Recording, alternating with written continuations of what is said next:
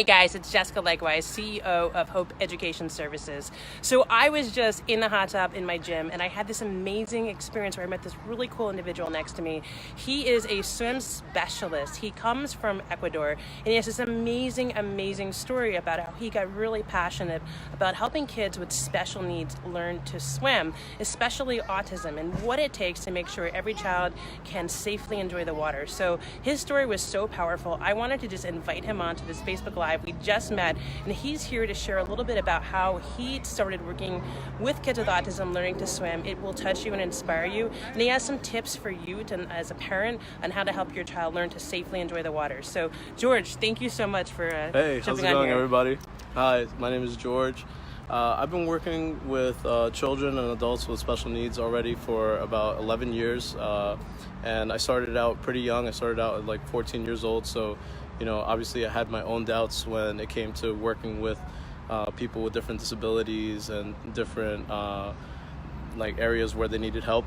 But as I grew older and as I've been working with these people, it's been honestly a blessing, just being able to be rewarded by the smiles of their parents and also their own smiles, and having them become comfortable with something that their parents thought they would never be comfortable with, and that's being in the water. Something that inspired me when I was very young was while I was having my own swimming lesson when I was 6 years old. My parents sent me to Ecuador to go learn how to swim, and I saw an individual that I didn't know at the time what special needs was or what autism was or anything like that. I didn't know at the time what it was, but I saw that he was acting differently and he didn't act like a person that I've ever seen before. And I saw that the instructor that was with him was treating him like how I was being treated, how my sister and how my cousin were also being treated as well. Being shown how to blow bubbles, being shown how to kick, being shown how to put his face underwater, how to hold a kickboard and everything. And he was responding very well. He was doing all these things. So later on, when I started to see other people with disabilities, I see that they treat them completely differently in different aspects, like being in the park or being in the street or being even on the floor of a gym. They would, push them around, pull them. They would try to, be aggressive with them if they weren't listening. And, they don't realize that there's other ways to try to keep them under control, or try to show them to do something else with their arms or with their legs aside from, clapping their hands or waving their hands or jumping up and down. We can put all those things to good use in the water. So when I started, I started out with a couple kids that I actually still coach today. Two of them that are Special Olympics gold medalists, and also one of them which is a varsity swimmer for his high school in Hackensack High School.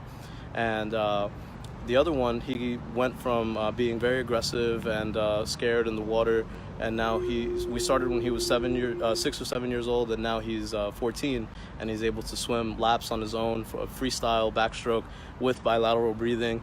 And he's also able to swim breaststroke and butterfly. Even though it doesn't look too clean, he's still able to do the whole stroke on his own.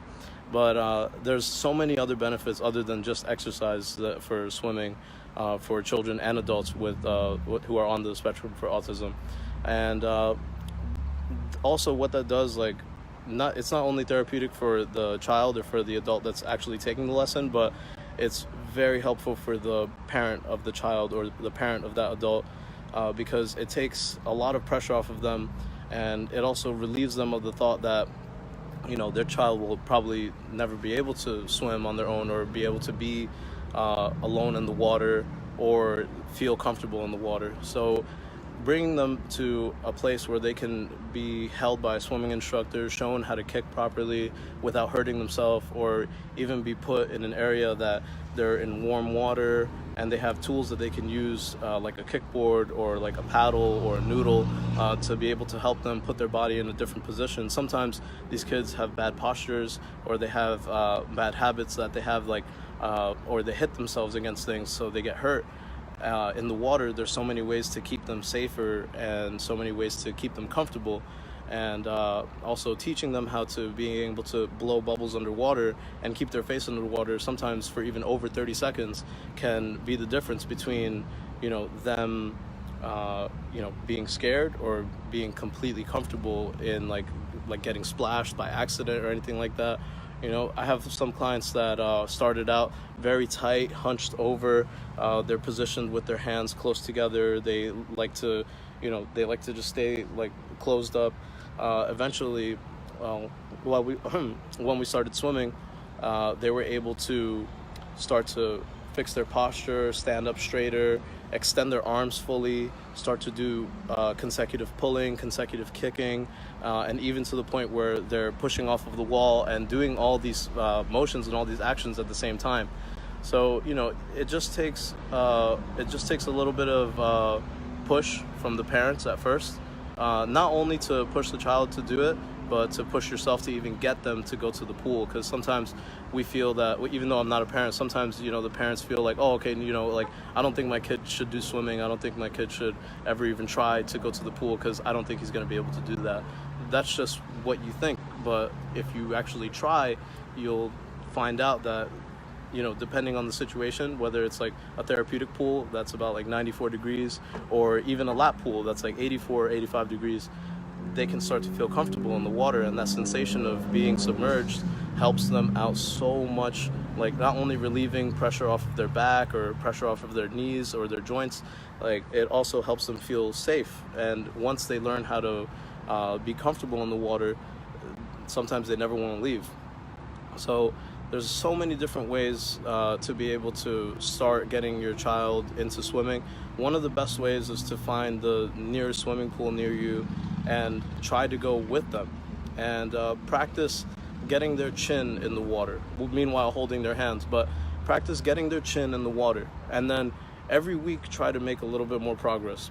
Practice getting their chin in, practice getting their bottom lip, practice getting their top lip, and then while they're doing that, make sure that their mouths are closed so that they can keep themselves from swallowing any water.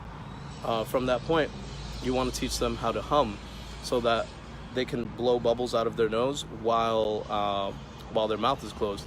That way they can stay underwater for almost 15 or 20 seconds without getting any water in their nose or getting any water in their mouth, which will eventually cause like a stomach ache.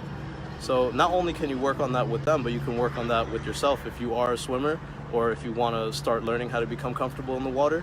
The first things you need to work on are breathing and balance. So before you can ever learn how to do a stroke or anything like that, work on your breathing and work on your balance. So what I suggest is trying to find the nearest pool, trying to work on getting their face in slowly, and working on just making a humming sound. You could even practice that in the bathtub if you don't have a pool near you, or if you don't have a bathtub, you can practice by putting water in your hands and putting it up to their face and just humming just like that with their nose in the water. And if your child does end up loving it and does feel comfortable, then you found a new hobby for them. You found a new activity that they would want to go to every week. And like I said, I have kids that their parents had very little hope for them in the beginning, and now they're Special Olympics gold medalists, or they're lap swimmers that can swim on their own and support themselves the entire time in the water.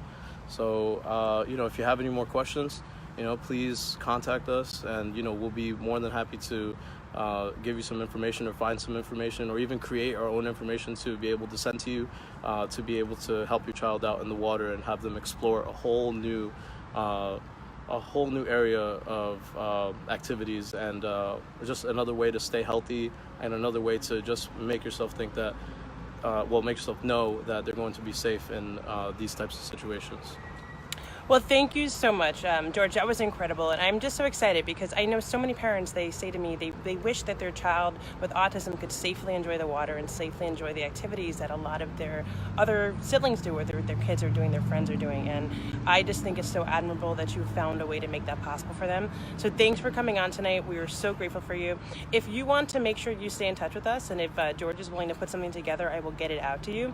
Go on to hopeeducationservices.com. Under free resources, there's 4 ebooks listed. Pick one out, download it for free. That'll actually add you to my newsletter, and I will make sure that once we get this information put together, that it comes to your family. So God bless, make it an amazing week, and thanks to everyone who tuned in.